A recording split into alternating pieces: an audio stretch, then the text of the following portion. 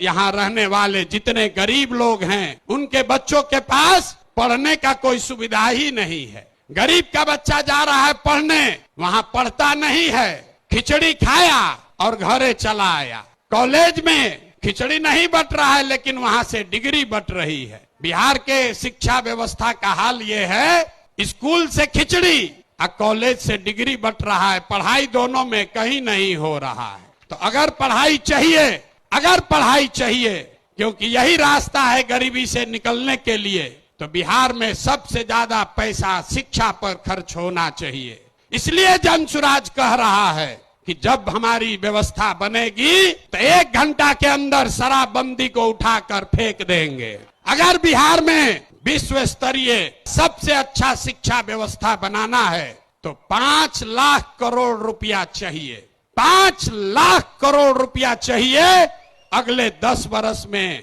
तो देश का सबसे अच्छा शिक्षा व्यवस्था बिहार में बना दिया जाएगा।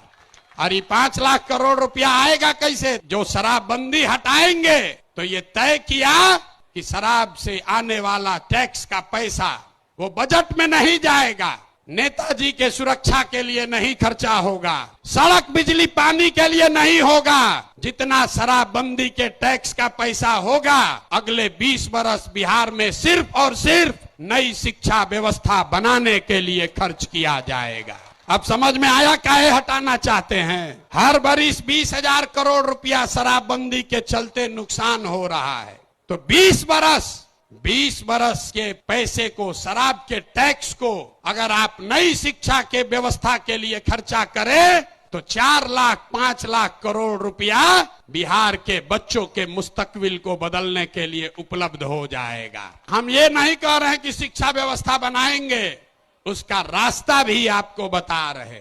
5 लाख करोड़ रुपया जुटाएंगे इसी बिहार से और ऐसी शिक्षा व्यवस्था बनाएंगे कि पूरे देश से लोग जैसे नालंदा विक्रमशिला में पढ़ने आते थे वैसे यहीं पर पढ़ने आएंगे, तभी बिहार ज्ञान का भूमि फिर से बनेगा। शराबबंदी जाएगा, नई शिक्षा व्यवस्था आएगी।